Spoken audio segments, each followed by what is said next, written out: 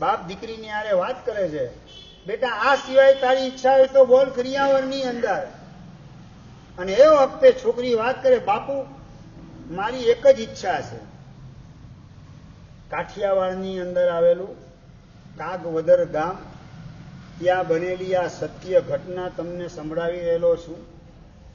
દીકરી બાપને વાત કરે છે કે બાપુ 50 તલા સોનો કે સાડલા કે ડ્રેસ આ નહીં, કરિયાવરમાં તમારે મને આપવો હોય તો એક સાધુનો અપાસરો આપજો કરિયાવરમાં, બીજું કંઈ જોઈતું નથી.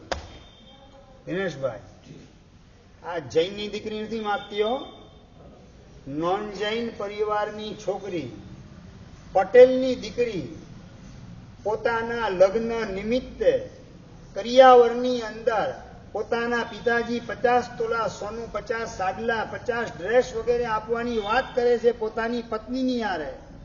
એટલે માતા પિતા વચ્ચે ચાલી રહેલી આ વાતચીત સાંભળીને છોકરી વચ્ચે પોતાની રજૂઆત કરે છે કે બાપુ કરિયાવરમાં સોનું, ચાંદી, સાડલા, ડ્રેસ કઈ નહીં, મને એક સાધુનો ઉપાસરો આપજો. સાધુનો અપાસરો મળે એટલે મારી જિંદગી ન્યાલ થઈ જશે. કાકવદરમાં આવતા સાધુ સાધ્વીજી ભગવંતો અને એની મન મૂકીને વેયા વચ્ચેનું કામ આ પરિવાર કરી રહેલો હતો. ગોચરી પાણીની સેવા કરવાની, માત્ર સાધુ સાધ્વીની સેવા ગોચરી પાણી દ્વારા નહીં, એમની સાથે આવતા માણસો, સાયકલના વાળા માણસો હોય કે વ્હીલચેર વાળા માણસો હોય, દોડીવાળા માણસો વગેરે હોય, સાધ્વી ભગવાનની આરે પોટલું ઉચકનારી કોઈ બેન વગેરે હોય, એ બધાની પણ મન મૂકીને ભક્તિ કરી રહેલો આ પરિવાર. અને પરિવારની અંદર બચપણથી આ દ્રશ્ય છોકરી જોતી આવેલી છે. અને સાસરે જવાનું છે જે ગામમાં, એ ગામની અંદર જૈનનો ઉપાશ્રય નથી એને ખબર છે. જૈનનું એક ઘર નથી, એક જૈનનો ઉપાસરો નથી. અને જૈનનો અપાસરો ન હોય તો સાધુ સાધ્વી ઉતરે કઈ જગ્યાએ? આ ગડમથલ છોકરીના મનમાં ઘણા સમયથી ચાલી રહેલી હતી. અને એ ગડમથલ જ્યારે પિતાજી પોતાની માતાની હારે વાત કરી રહેલા છે કે દીકરીને કરિયાવરની અંદર 50 તોલા સોનું આપવું, અને એ વખતે સાધુ સાધ્વીની સેવાના પડેલા સંસ્કાર તળિયેથી ટોચ ઉપર આવી જાય અને અંદરમાં તત્કાલ સ્ફૂર્ણા થાય ને દીકરી વાત કરે પોતાના પિતાજીને, બાપુ સોનું, ચાંદી, ડ્રેસ, સાડલા કઈ નહીં, મને એક સાધુનો અપાસરો આપજો કરિયાવરમાં. સાસરે જે ગામમાં જઈશ તે ગામની અંદર કોઈ જૈનનું ઘર નથી, કોઈ સાધુ સાધી ભગવાન માટેનો અપાસરો નથી, તો ત્યાં ગયા પછી મને સાધુ સાધ્વીની સેવાનો લાભ કઈ રીતે મળી શકે? માટે બાપુ એક અપાસરો મને બનાવી આપજો કરિયાવરમાં. અને ત્યાં જે કોઈ સાધુ સાધી ભગવાન આવજાવ કરશે બધાની ગોચરી પાણીનો લાભ અહીંયા જેટલો લઉં છું એના કરતા સવાયો લાભ સાસરે જઈને મારે લેવો છે. પણ એ તો જ શક્ય બને દિવ્યેશભાઈ કે જો અપાસરો આપ કરિયાવરમાં મને બનાવી આપો તો. જૈનની દીકરી આવું માગે કે ના માગે? રમેશભાઈ, કરિયાવરમાં તમારી દીકરી હોય તો શું માગે પરેશભાઈ? 100 ગ્રામના 10-15 બિસ્કીટ આપી દેજો. ડ્રેસ મને 50 સીવડાવી આપજો, લેટેસ્ટ ડ્રેસ સીવડાવી આપજો, મને લેપટોપ અપાવજો, 1.5 લાખનો મોબાઈલ અપાવજો. આજ યાદ આવે કે બીજું કઈ યાદ આવે? રૂપેશભાઈ, વર્તમાન કાળની જૈનની દીકરીને અપાસરો કરિયાવરમાં માગી લો.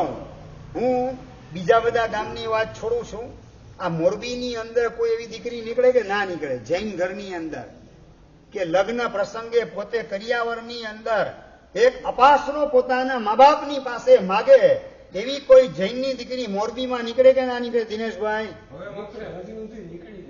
હા, હજી સુધી તો નીકળી નથી આવી દીકરી. આ હેમરું એટલે માગશે એમ. તમારા ભવિષ્ય ઉજળા જો આ ભાવ જાગે તો માગવાનો. અને છોકરીએ અપાસરાની માગણી મૂકી પોતાના પિતાજીની સમક્ષ. અને એની ફલશ્રુતિ સ્વરૂપે આજે પણ રાજકોટથી લગભગ 50 કિલોમીટર દૂર આટકોટ નામનું ગામ છે. ગોંડલથી અંદરની સાઈડમાં જસદણ વિછિયા આટકોટ થઈ અને રાણપુર ધંધુકા તરફ જવાય એ રસ્તે આટકોટ નામનું ગામ આવે અને એ આટકોટ ગામની અંદર આજે અપાસરો ઉભો છે. શેની ફલશ્રુતિ સ્વરૂપે, શેની નિશાની સ્વરૂપે? સાધુ સાધ્વી પ્રત્યેની ભક્તિ ભાવ કેવો પરાકાષ્ઠાએ અંદરમાં ઉછળી રહેલો છે. સાધુ પ્રત્યેનો અહોભાવ મનમાં કેવો ભૂગવાઈ રહેલો છે કે જેના પ્રતાપે દીકરી પોતાના પિતાજી પાસે, પટેલ એવા પોતાના પિતા એની પાસે સાધુનો ઉપાસરો કરિયાવરમાં માગે અને એ અપાશ્રીમાં અમે પણ ઉતરેલા છીએ. માટે અમને ખબર છે આ ઉજળો ઇતિહાસ કે પટેલના ઘરની દીકરી અને પોતાના પિતાજી પાસે અપાસરો માગે કરિયાવરમાં અને એના રિઝલ્ટ સ્વરૂપે આવતા જતા સાધુ સાધી ભગવાન એની વિહારની અંદર વિશ્રામનું સ્થાન, આરાધનાનું સ્થાન સરસ મજાનું પ્રાપ્ત થાય. ગોચરી પાણીની પણ તમામે તમામ જવાબદારીએ દીકરી સ્વીકારે અને સાધુ સાધી ગામમાં આવે એટલે મહારાજ પાણી માટે પધારો, મહારાજ નવકારસી માટે પધારો, મહારાજ ગોચરી માટે પધારો. કેટલા વાગે બપોરે બોલાવો? સાહેબ સાંજની ગોચરી કેટલા વાગે લેશો? 5 વાર 7 વાર ઉપાશ્રયની અંદર એ બેન પોતાની એન્ટ્રી અચૂક કરે. એમના પતિ દેવ એ પણ ઉપાશ્રયમાં પધારે, એના દીકરાને પણ મોકલવાનું કામ કરે. જ્યાં મહારાજ સાહેબને બોલાવી લાવ, આ મોરબીની અંદર મહારાજ સાહેબને બોલાવી લાવ ગોચરી માટે. આવું બોલનારી સાવિકા માતા કેટલી નીકળે? એ તો છે ને દિવ્યેશભાઈ, મહારાજ સાહેબને આપણું ઘર ખબર જ છે. આપણા ઘરે મહારાજ સાહેબ આવી જશે. આપણા ઘરની ગોચરી મહારાજ સાહેબને ફાવે છે એટલે આપણા ઘરે આવવાના જ છે. આવું પણ ક્યાંક ક્યાંક સાંભળવા મળતું હોય છે દિનેશભાઈ. એના બદલે આ નોન જૈન પરિવારમાં જન્મ લેનારી, પટેલ કુળની અંદર ઉત્પન્ન થનારી દીકરી પોતાના લગ્ન પછી દીકરાને પણ ઉપાશ્રયની અંદર મોકલે અને પોતે આવી અને વાત કરે, મહારાજ મારો દીકરો આવે ને ગોચરી વિનંતી કરવા ત્યારે આપ એને કહેજો કે અપાશ્રયની અંદર વાર્તા સાંભળવા અડધો કલાક આવવાનું, તો ગોચરી આવું. અડધો કલાક એને વાર્તા સંભળાવજો. મહારાજ થોડા સારા સંસ્કાર આપજો. આ જમાનાવાદની હવા મારા દીકરાને લાગી ન જાય માટે મહારાજ થોડી કૃપા અમારા ઉપર કરજો. પરેશભાઈ, આ પટેલ કુળમાં જન્મ લીધા પછી પણ બચપણથી સાધુ સાધ્વીને ઓરાવતા ઓરાવતા સાધુ સંસ્થા પ્રત્યેનો આદર ભાવ ને અહોભાવ કેવો ઉંચકેલો હશે અને સાધુ સાધ્વીના સંપર્કમાં મારા સંતાનો આવશે, એના આત્માનું મંગળ અને કલ્યાણ નિશ્ચિત થઈ જશે. આડા અવડા કુંડાળાની અંદર મારા દીકરા દીકરી પગ મૂકે નહીં જો સાધુ સાધ્વીના સત્સંગની અંદર રહે તો. અને એના માટે પોતે એકલા આવીને ઉપાશ્રયમાં મહારાજ સાહેબને કહી જાય, મહારાજ મારો દીકરો બોલાવા આવે ગોચરી, એની હારે નક્કી કરી લેજો અડધો કલાક બપોરે સત્સંગ માટે આવવાનું, વાર્તા સાંભળવા માટે આવવાનું, તો તારા ઘરે ગોચરી આવું. મહારાજ વાર્તાનો શોખ છે મારા દીકરાને, આપ વાર્તાની વાત કહેજો એટલે બપોરે આવશે અને એનું જીવન સુધરે એવી કંઈક વાત, 2-4 શબ્દો એના કાને પાડજો. મહારાજ આટલી કૃપા અમારા ઉપર કરજો. આ સાધુ સાધ્વીની માત્ર સેવા નથી, સદભાવથી છલકાતી સેવા છે. માત્ર ભક્તિ નથી, પરંતુ અંદરમાં અહોભાવ અને આદર ભાવથી છલકાતી ભક્તિ છે. માત્ર સાધુ સાધીની વેયાવચ નથી, પણ સાધુ સાધી પ્રત્યેનો સમર્પણ ભાવ એનાથી છલકાતી વેયાવચ છે. અજૈન કુળની અંદર અજૈન પરિવારમાં જન્મ લીધા પછી પણ સાધુ સાધ્વીની સેવા કરવા માટેની આવી તાલાવેલી, આવી તત્પરતા.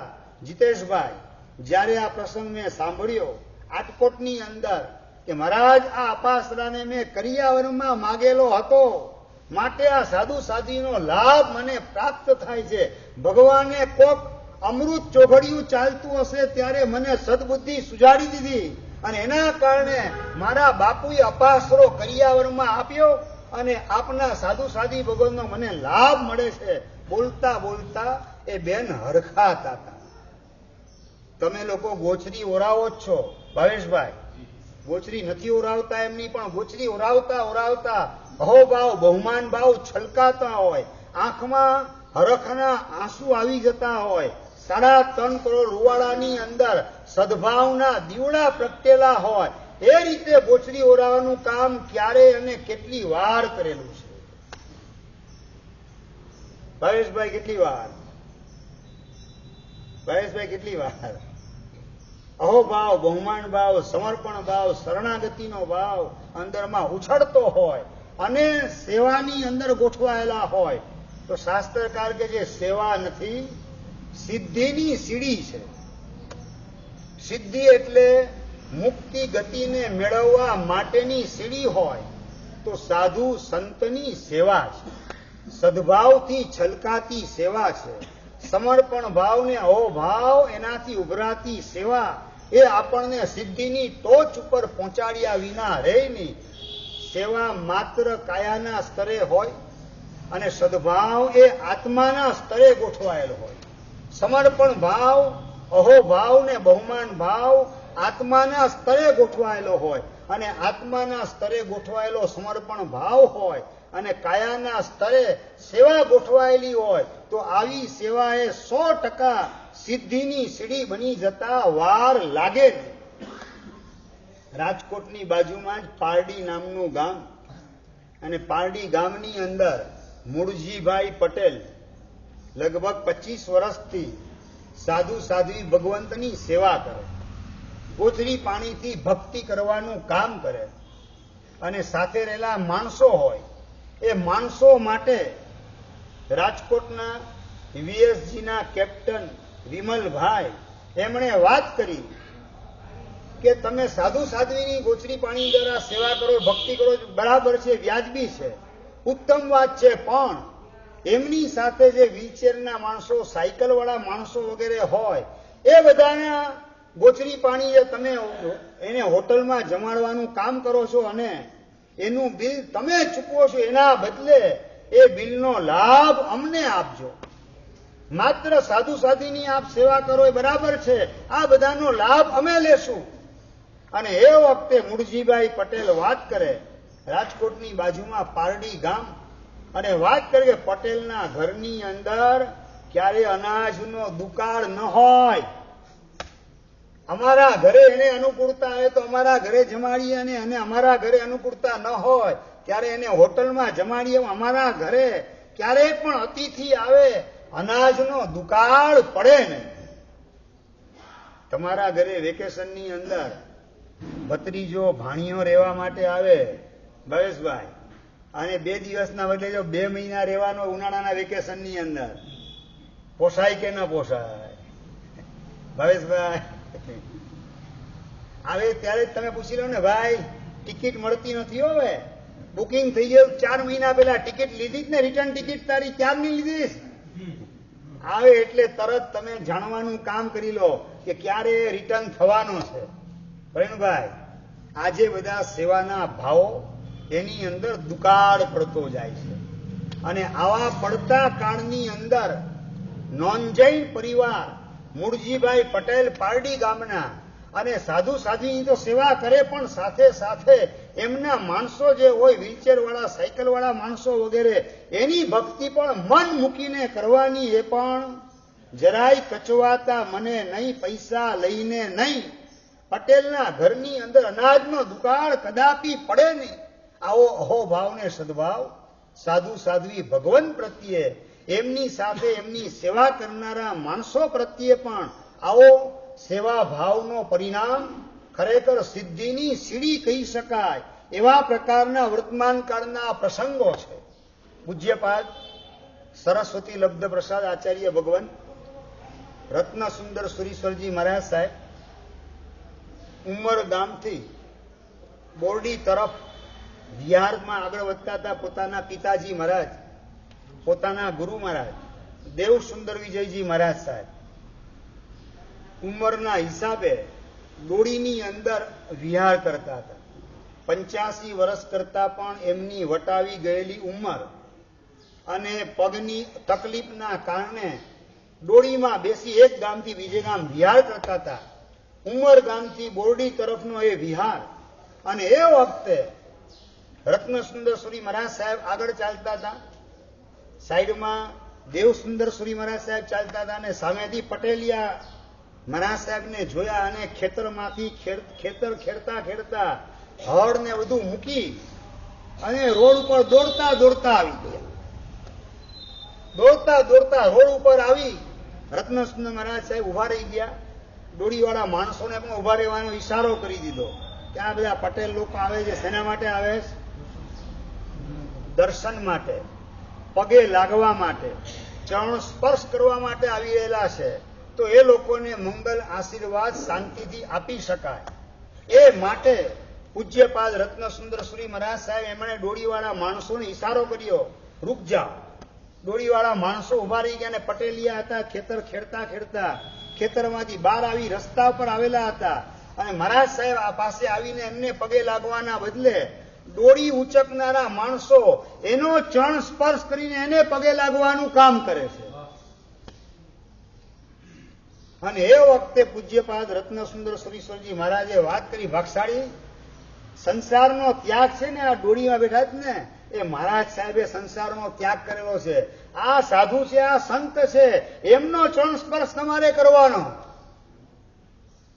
અને એ વખતે પટેલિયા પાસે પણ શું વિઝન હોય છે ભાવેશભાઈ? એ વિઝન કદાચ જૈન કુળમાં જન્મ લીધા પછી પણ આપણી પાસે આવેલું હશે કે કેમ? રાજભાઈ, આપણી જાતને ટકોરો મારીને પ્રશ્ન પૂછવાનો છે. વાત કરે પટેલિયા કે મહારાજ ખબર છે કે આ તો જીવતા જાગતા ભગવાન છે, તો અમને ખબર છે જ. તો પછી એમનો ચરણ સ્પર્શ કરવાના બદલે, એમને પગે લાગવાના બદલે, એમને આશીર્વાદ લેવાના બદલે આમને ક્યાં તમે પગે લાગ્યા? અને એ વખતે પટેલિયા વાત કરે કે આ જીવતા ભગવાન એને ઊંચકવાનું સૌભાગ્ય આ લોકોને પ્રાપ્ત થયું. એમના સૌભાગ્યની અનુમોદના કરવા માટે એમનો ચરણ સ્પર્શ અમે સૌથી પહેલા કર્યો. પાપી પેટ માટે અમે ખેતર ખેડવાનું કામ કરીએ, હજારો અળસિયાને મારવાનું કામ કરીએ, અને આ પાપી પેટ એને પોષવા માટે કોઈ સંસારના પાપમાં પોતાની જાતને અભડાવવાના બદલે આ લોકો જીવતા ભગવાનને ઉંચકીને એક ગામથી બીજે ગામ ફેરવી રહેલા છે. એમનું જીવન ખરેખર ધન્ય બની ગયું. એની અનુમોદના માટે પેલા એમનો ચરણ સ્પર્શ કર્યો, પછી હવે મહારાજનો અમે જીવતા ભગવાન એનો હવે ચરણ સ્પર્શ કરીએ છીએ. સાધુ સાધ્વીના સેવા કરનારા માણસો પ્રત્યેનો સદભાવ તમારા હૃદયમાં કેટલો મળે દિવ્યેશભાઈ? સાધુ સાધ્વી પ્રત્યે હજી તમારા હૃદયમાં સદભાવ જોવા મળે, પણ એમની સેવા કરનાર માણસો હોય, વ્હીલચેરના માણસો, સાયકલ વાળા માણસો વગેરે હોય, એમના પ્રત્યેનો સદભાવ, અહોભાવ, બહુમાન ભાવ કેટલો મળે દિનેશભાઈ? ગિરીશભાઈ, કેટલો બહુમાન ભાવ મળે? ત્યાં જરાય નહીં, બસ વધી ગયું. એટલે આ નોન જૈન પરિવારમાં પટેલિયા જન્મ લીધો એને કોને ખબર આપી હતી?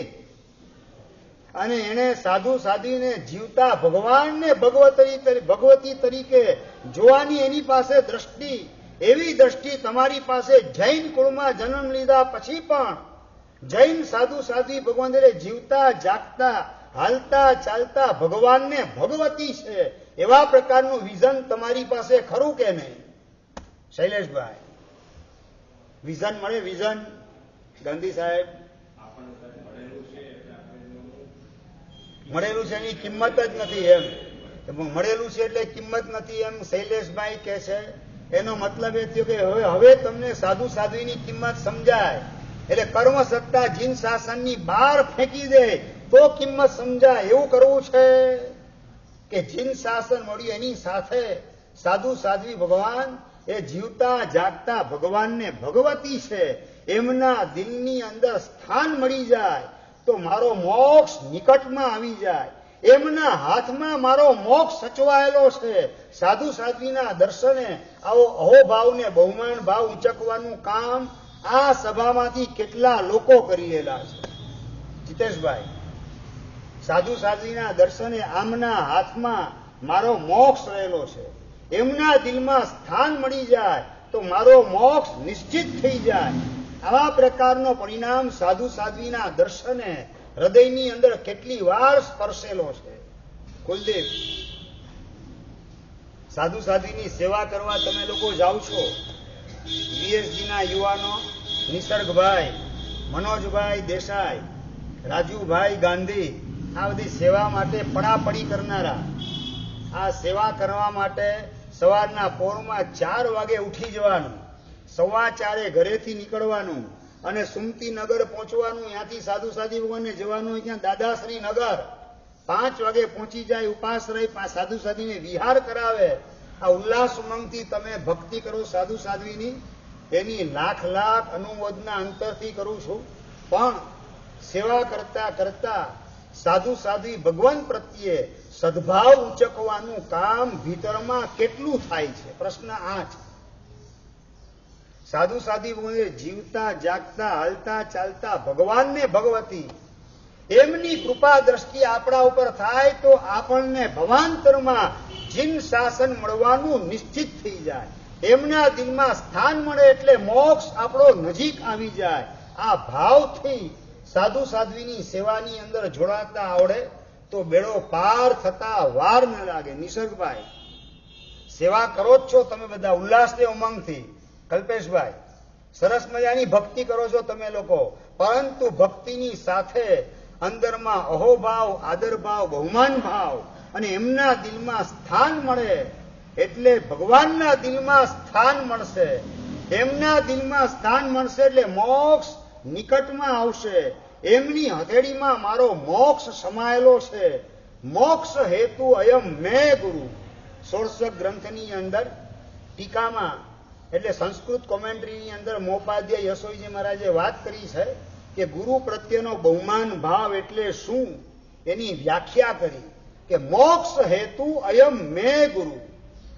આ ગુરુ ભગવાન મારા મોક્ષનું કારણ છે, મને મોક્ષ અપાવનારા છે, મોક્ષે પહોંચવા માટેનું આ સાધન છે, મારા મોક્ષનું આ મુખ્ય નિમિત્ત છે, પુષ્ટ આલંબન છે.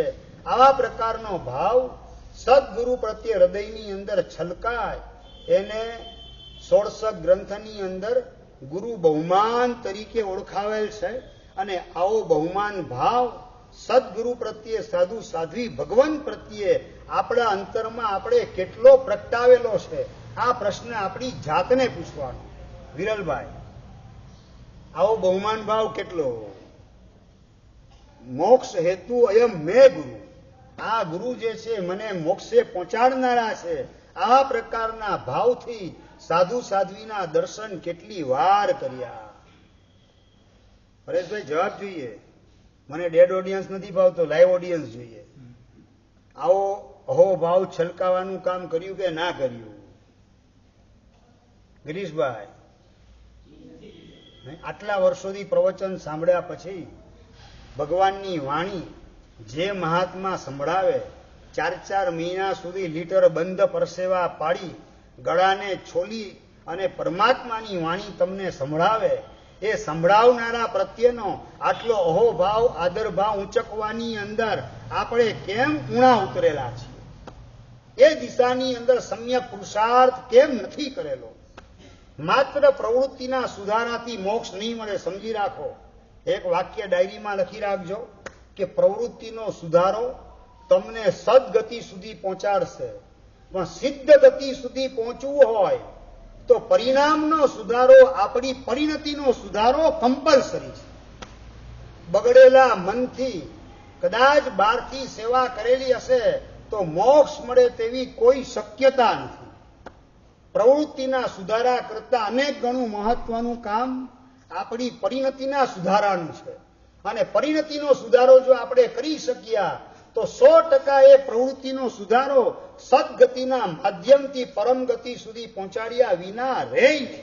અંદરમાં એક લક્ષ્ય આપણે કેળવવાનું છે કે માત્ર પ્રવૃત્તિના સુધારાથી સંતોષ નથી માનવો, પ્રવૃત્તિની સાથે સાથે પરિણતિને પણ ઊંચકવાનું કામ કરવું છે. પટેલિયા લોકો હતા, એની પાસે આ સમજણ છે. કે આ જીવતા ભગવાન એને ઊંચકવાનું કામ કરે. આવું સૌભાગ્ય પાપી પેટનો ખાડો પૂરવા અમે આ જમીન ખેડીને હજારો અળસિયાને મારવાનું પાપ કરીએ, એના બદલે આ લોકો જીવતા ભગવાનને ભગવતી એમને એક ગામથી બીજે ગામ પોતાના ખભે ઊંચકીને લઈ જાય. કેવું એમનું અદ્ભુત સૌભાગ્ય છે. ભગવાનની કૃપા એના ઉપર કેવી અલૌકિક રીતે વરસી રહેલી છે. એમના અહોભાવ, એના સદભાગ્યની અનુમોદના કરવા માટે સૌથી પહેલો ચરણ સ્પર્શ ડોળીવાળા માણસોનો કરે અને પછી ડોળીમાં બેસેલા સાધુ ભગવાન પૂજ્યપાદ દેવસુંદર મહારાજ સાહેબ એમનો ચરણ સ્પર્શ કરવાનું, એમને વંદન કરવાનું કામ કરે છે. જૈન કુળમાં આપણે જન્મ મળી ગયો છે, પણ જે મળેલ છે એને ઓળખેલ છે કે કેમ એ $1,00,000નો ગંભીર પ્રશ્ન છે. ચીજ મળી ગયા પછી ભરતભાઈ ઓળખાણ ન હોય તો રિઝલ્ટ શું આવે? તમારા દીકરાને 5 વર્ષનો તમારો પોતરો હોય એને 50 કેરેટનો ડાયમંડ આપી દો, શું રિઝલ્ટ શું આવે? આજુબાજુ વાળા એને ચોકલેટ ને પિપરમેન્ટ દેખાડે, પોપિન્સ આપે હાથની અંદર, લાવા તારો પથ્થર ચમકતો પથ્થર આપી દે, એની સામે હું પોપિન્સ આપું. ચોકલેટ આપવાનું કામ, કેડબરી ચોકલેટ આપવાનું કામ કરું. 2 ડઝન ચોકલેટ દેખાડે ને ઓલો છોકરો પાણી પાણી થઈને તમારો કદાચ 50 કેરેટનો હીરો આપેલો હોય તો પણ એને સોંપતા વાર લાગે નહીં. હીરો મળી ગયો પણ હીરાની ઓળખ થયેલી નથી, માટે હીરાની કિંમત એને સમજાતી નથી. ચોકલેટ પિપરમેન્ટ માટે હીરો આપવાનું કામ કરી દે. એમ તમને જીવતા સાધુ સાધી ભગવાન એટલે જીવતા ભગવાનને ભગવતી મળી જાય. દર વર્ષે ચોમાસાની અંદર મહાત્મા પધારે, સાધુ સાધી ભગવાન પધારે, વ્યાખ્યાન સંભળાવે, ગોચરી પાણીનો લાભ તમને આપવા માટે ઘરે સામે ચાલીને પધારે. આવો અલૌકિક લાભ મળે એ વખતે આ જીવતા ભગવાનને ભગવતી એના દિલની અંદર મારે સ્થાન પ્રાપ્ત કરવું છે, તો જ મોક્ષની અંદર જવા માટેની પાત્રતા મારી પ્રગટ થશે. બાકી મળેલો માનવનો મનખો આમ ને આમ વેડફાઈ જશે.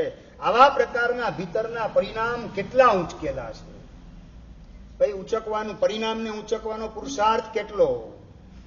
પ્રવૃત્તિને ઊંચકો છો, પરિણામને ઊંચકવાનો પુરુષાર્થ કેટલો મળે?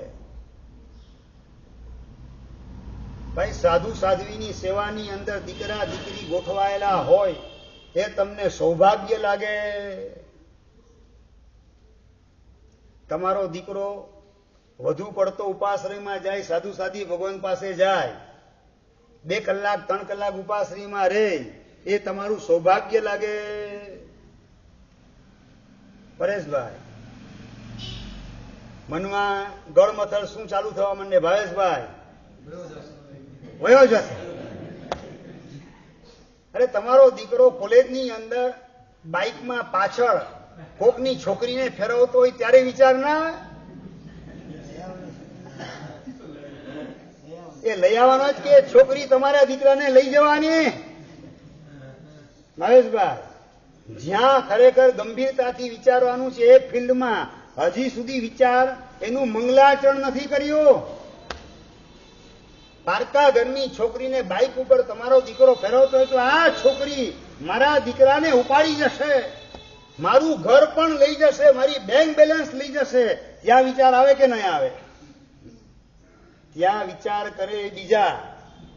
અને નંબર 2, તમારા દીકરાના આત્માનું કલ્યાણ થાય ને મંગલ થાય એવા માર્ગે આગળ વધવાની પ્રેરણા સાધુ સાધી ભગવાન કરેલા હોય અને એ વખતે મનની અંદર આ મલિન વિચાર પગ પેસારો કરે, મારો દીકરો એને ઉપાડી જશે મહારાજ. એટલે હવે તમારા દીકરામાં એવું તે હું દાટેલું છે તમારા મહારાજ સાહેબ ઉપાડી જાય?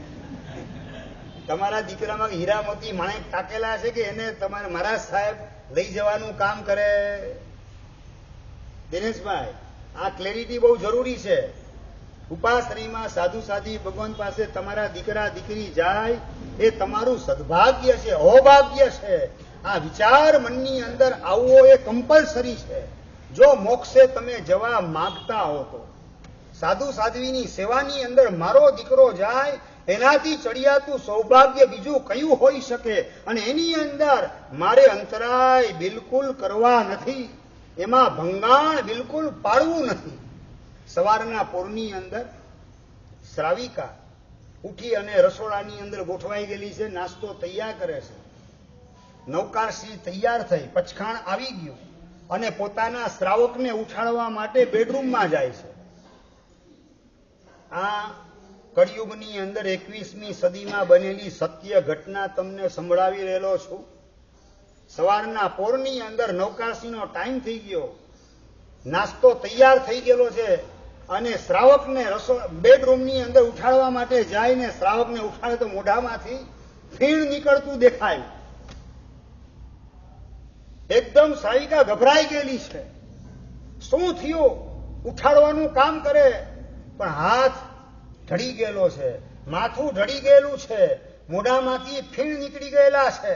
છાતીએ હાથ મૂક્યો, બિલકુલ અવાજ ધબકારાનો સંભળાતો નથી. નાળી હાથમાં લીધી, બિલકુલ નાળી એમાં પણ ધબકારા સંભળાતા નથી. પોતાના કાન શ્રાવકની છાતીએ મૂક્યા, કાનમાં ધબકારા હૃદયના સંભળાય એના માટે. ધબકારા બિલકુલ સંભળાતા નથી. અને એ જ વખતે આઘાત, કેવો આઘાત હોય દિનેશભાઈ, સવારના પોરની અંદર. અને શ્રાવિકા માતા, જેની ઉંમર માત્ર 45 વર્ષની થયેલી છે, એવી શ્રાવિકા માતા અને દીકરો સવારના પોરની અંદર સાધુ ભગવંતને વડાવવા માટે ગયેલો છે. વીએસજીનો સભ્ય બનેલો, એક ગામથી બીજે ગામ, એક મુકામેથી બીજે મુકામે સાધુ ભગવાનને મૂકવા માટે ગયેલો. સવારના પોરમાં દીકરો માના આશીર્વાદ લઈને ગયેલો છે. માને ખ્યાલ છે કે દીકરો સાધુ મહારાજને એક જગ્યાએથી બીજી જગ્યાએ, બોરીવલીથી કાંદીવલી પહોંચાડવા માટે ગયેલો છે. અને એ વખતે દીકરાને ફોન કરી, બેટા ક્યાં છે? અને એ વખતે વાત કરે દીકરો કે મમ્મી કાંદીવલી પહોંચી ગયા, પણ મહારાજ સાહેબને આગળ મીરા રોડ જવાની ગણતરી છે, બીજા બધા તો પાછા જવાની વાત કરે છે, હું મહારાજ સાહેબને મૂકીને આવીશ. બોલ મમ્મી, પણ શેના માટે ફોન કરેલો હતો? આ સ્થિતિની અંદર શ્રાવિકા માતાના મોઢામાંથી શબ્દ કયા નીકળે? મોરબીની શ્રાવિકા હોય તો કયા શબ્દ નીકળે? હા, સંભળાતું નથી બરાબર. તાત્કાલિક આવતો રે, તારા પપ્પાની તબિયત એકદમ બગડી ગઈ. આજ કે બીજી વાત. એના બદલે શ્રાવિકા માતા દીકરાને વાત કરે, બેટા બીજું કઈ કામ નતું, ખુશીથી મીરા રોડ મહારાજ સાહેબને મૂકીને આવજે. આવ ને પાછો, ત્યારે કોરા મમરાનું પેકેટ લઈને આવજે, તારી પાસે કોરા મમરા મંગાવા હતા, એના માટે ફોન કર્યો. બેટા ખુશીથી મહારાજ સાહેબને મીરા રોડ પહોંચાડીને પછી આવજે. પતિદેવ પરલોકની અંદર સિધાવી ગયેલા, એ તો પાછા આવવાના કોઈ સ્કોપ નથી. એ તો પરલોકમાં ગયા તે ગયા, પણ દીકરો પુણ્યનું મંદી, પુણ્યનું ભાથું બાંધવા માટે, સાધુ સાધ્વીની સેવા માટે ગયેલ છે. વીએસજીનો સભ્ય બનેલો અને સાધુ મહારાજને બોરીવલીથી કાંદીવલી પહોંચાડવા ગયેલો છે. તો એને હજી આગળ વિહાર કરવાની ભાવના હોય તો ખુશીથી જાય, એમાં મારે બિલકુલ અંતરાય કે અવરોધ કરી શકાય નહીં. આવી ગંભીર સમજણને આત્મસાત કરનારી શ્રાવિકા માતા દીકરાને વાત કરે, બેટા મમરાનું પેકેટ પાછો આવતે, કોરા મમરાનું એક પેકેટ લઈને આવજે, એટલું જ મારે તને કહેવાનું હતું, બીજું કઈ કામ નતું. સારું મમ્મી, લઈને આવીશ પેકેટ. છાતીએ કેવો પથ્થર મૂકી અને શ્રાવિકા માતાએ દીકરાને એની આરાધનામાં અંતરાય ન થાય માટે ટેકફુલી વાતને વાળવાનું કામ. અને મોડા મમરા, સાદા મમરા, ઘરે એનું એક પેકેટ લઈને આવજે, બીજું કઈ કામ નતું, ઉતાવળ કરતો નહીં. અને ત્યાં સુધી એક પણ સગાવાલાને પણ ફોન કરેલો નથી. જો સગાવાલાને ફોન કરવામાં આવે તો તરત સગાવાલા મારા દીકરાને ફોન કરશે અને ઓલાને આઘાત લાગશે ને સાધુ ભગવાનની સેવાની અંદર અંતરાય થશે, એમાં રૂકાવટ આવશે. આવી રૂકાવટમાં મારે નિમિત્ત બનવું નથી. આવો પરાકાષ્ઠાનો સદભાવ સાધુની સેવા પ્રત્યે અને અંતરમાં મારા દીકરાને આત્મકલ્યાણના માર્ગની અંદર બિલકુલ અંતરાય કરવા નથી, આવી ગંભીર સમજણ આત્મસાત કરનારી આ સુશ્રાવિકા માતા જરાય દીકરાને ગંધ આવવા ન દે કે તારા પિતાએ પરલોક તરફ પ્રસ્થાન કરેલું છે, તાત્કાલિક તું આવી જા. આવા કોઈ ડાયરેક્ટ કે ઇનડાયરેક્ટ શબ્દ પોતાના મોઢામાંથી ન નીકળે એની તકેદારી, ગંભીરતા. અને એક પણ સગાવાલાને પણ સમાચાર જ્યાં સુધી દીકરો ઘરે આવે નહીં ત્યાં સુધી એક પણ સગાવાલાને મેસેજ પણ આપેલો નથી કે તારા પપ્પાએ વિદાય લીધેલી છે. દિનેશભાઈ સ્વિચ ઓફ રાખજો. હવે અભિગ્રહ આપેલો હતો અઠવાડિયા પહેલા. હા, પણ અભિગ્રહ આપેલો છે ઉપાશ્રયમાં મોબાઈલની સ્વિચ ઓફ રાખવાની.